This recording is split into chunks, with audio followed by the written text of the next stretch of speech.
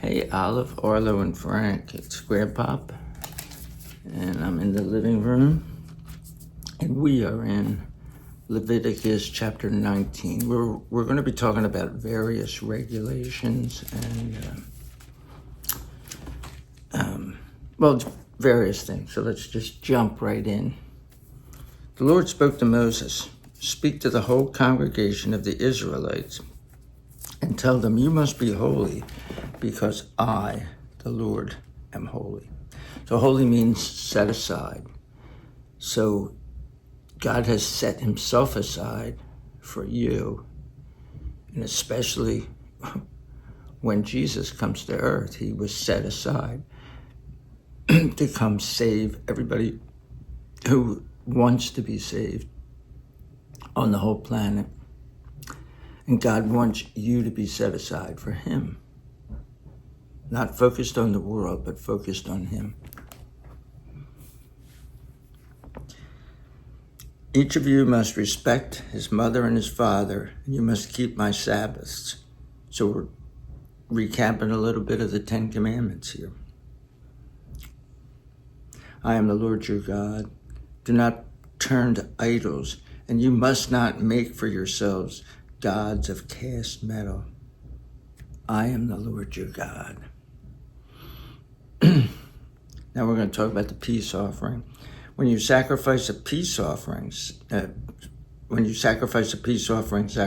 to the Lord, you must sacrifice it so that it is accepted for you. It must be eaten on the day of your sacrifice and on the following day, but what is left over until the third day must be burned up. So your grandmother has a rule, 4 days in the fridge and it gets thrown out. God's rule is a little stricter.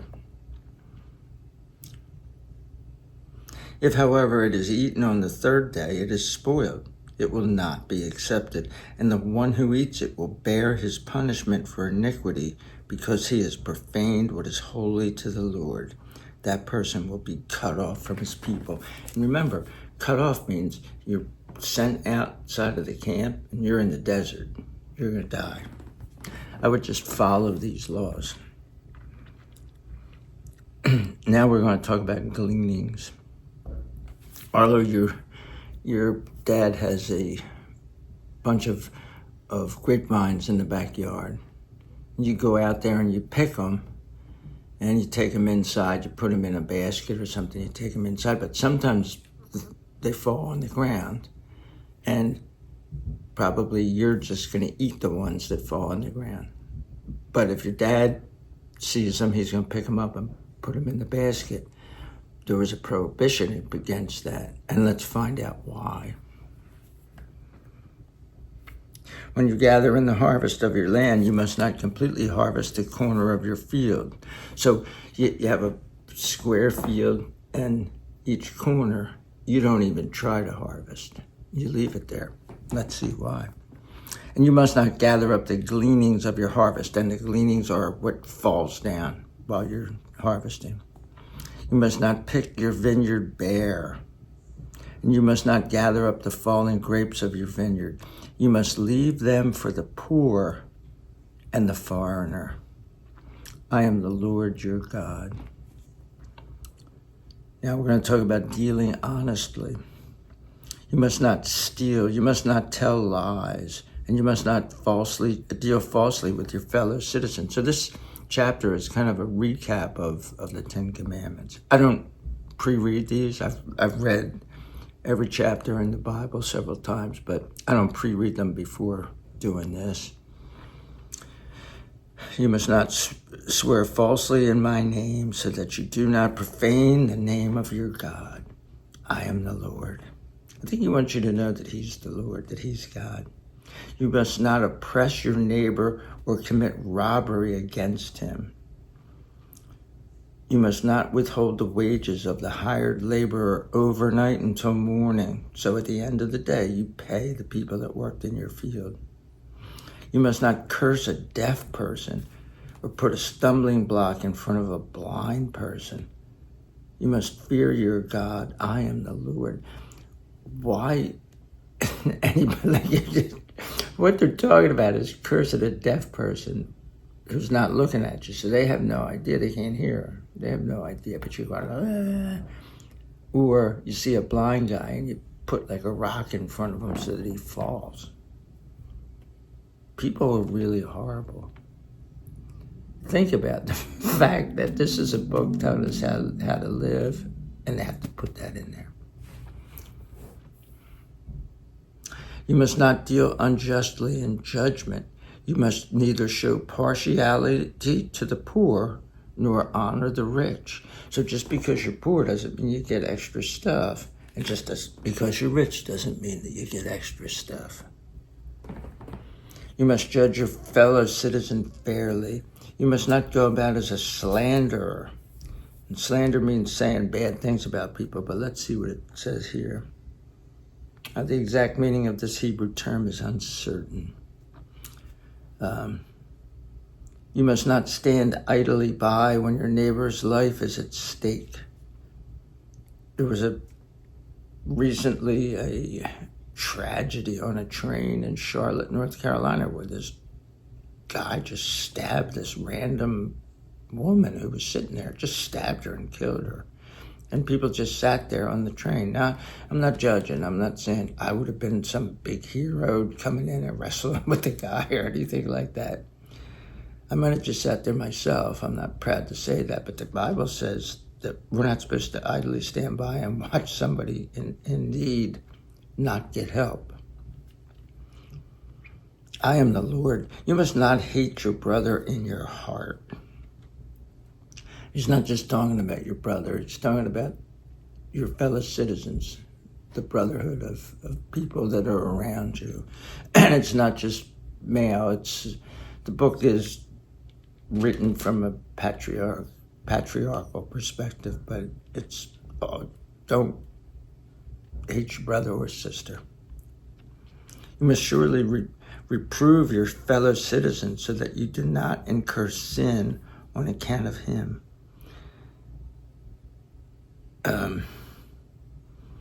You must not take vengeance or bear a grudge against the children of your people, but you must love your neighbor as yourself. And Jesus said that this is the second most important law, his law. And the first is love God like you love yourself.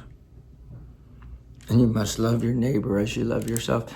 So what this is saying is you already love yourself. We tell people, you have bad self-esteem. You can do anything. No, we already love ourselves. That's why we do things. Pastor Joe at Calvary Chapel used to say, it says, love your neighbor like you love yourself. And you love yourself, and people always go like, oh, I hate myself. I'm ugly. He goes, well, let's just say you are ugly, but if you really hated yourself, you'd be happy that you're ugly. I am the Lord. You must keep my statutes. You must not allow two different kinds of your animals to breed. So, yeah, they did make, I think they're called, I forget what they are, but they're like a half horse, half donkey thing. You're not supposed to do that. You must not sow your field with two different kinds of seed, and you must not wear a garment made of two different kinds of fabric.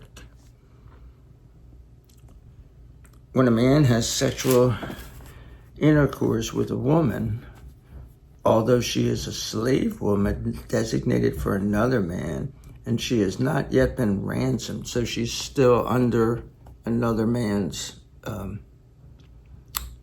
mantle. She still is a slave of another man. Where freedom has not been granted to her, there will be an obligation to pay compensation.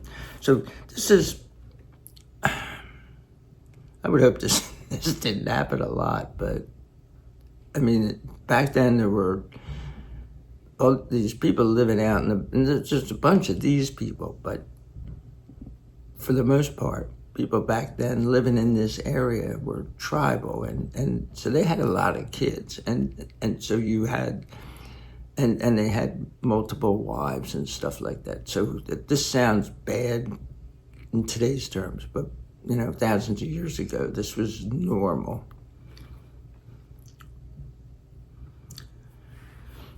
They must not be put to death because she was not free.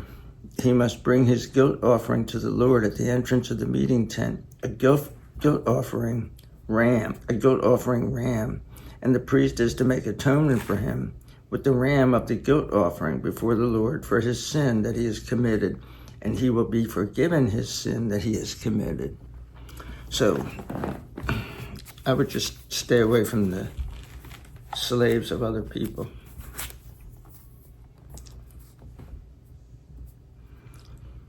When you enter the land and plant, so this is when you enter the land. This now, it has nothing to do with what they're doing now, because they're not going to plant fruit trees out here while they're wandering. When you enter the land and plant any fruit tree, you must consider its fruit to be forbidden. 3 years it will be forbidden to you. It must not be eaten. In the 4th year, all its fruit will be holy, praise offerings to the Lord. Then in the 5th year you may eat its fruit, to add its produce to your harvest. I am the Lord your God. So for 3 years, you're not going to touch the fruit.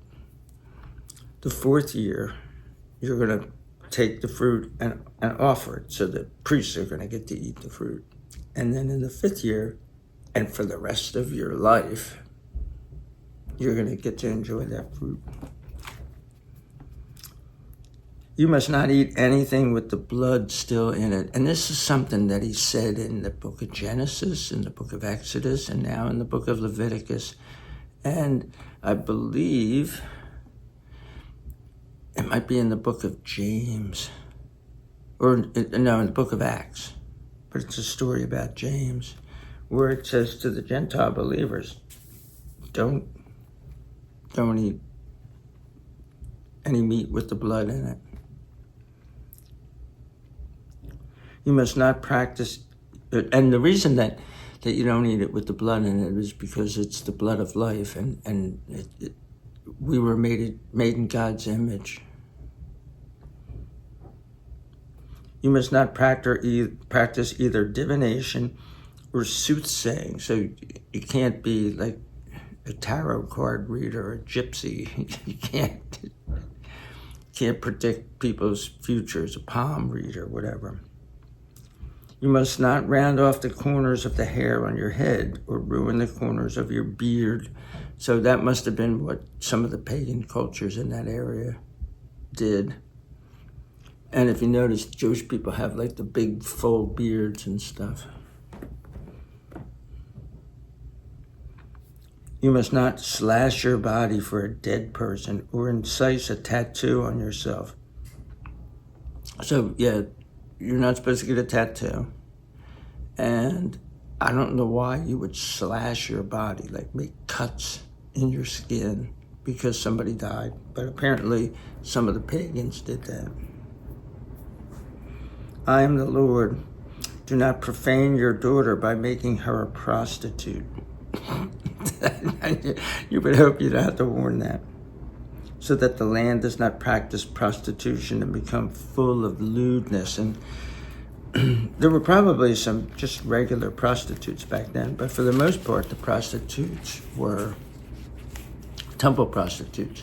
Like in the book of Genesis, when we were talking about Tamar and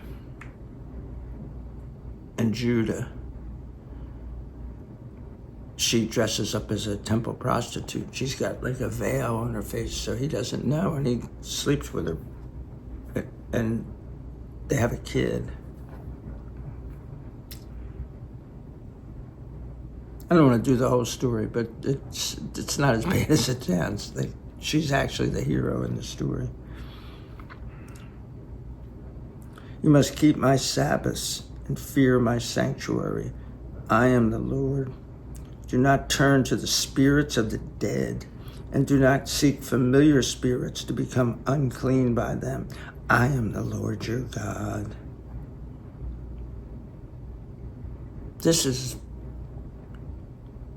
just filled with awesome stuff. You must stand up in the presence of the aged.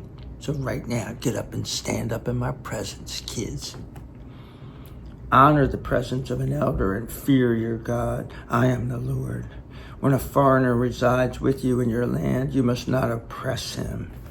And right now we have a lot of people who are in the country illegally, and there's problems. There's people that want them to stay. There's people that want them to get out. But one thing that we don't want to do is oppress them. If we're going to get them out, we'll get them out. And if we're going to let them stay, we're not going to oppress them. The foreigner who resides with you must be to you like a native citizen among you. So you must love him as yourself, because you were foreigners in the land of Egypt.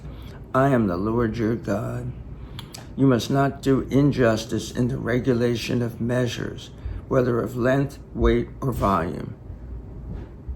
And that's something that they always do. You use false measures and say, oh yeah, I'm giving you a pound of this stuff, but you're really giving it a half pound because you fixed the weights. An honest ephah and an honest hin. And so I think an ephah is a measurement of flour and a hin is a measurement of liquid, I think. I am the Lord your God who brought you out from the land of Egypt. You must be sure to obey all my statutes and regulations. I am the Lord. Wow. Well, next time we're going to be talking about more things that are very similar to this, and family life, holiness, in chapter 20. Until then, shalom. Peace out.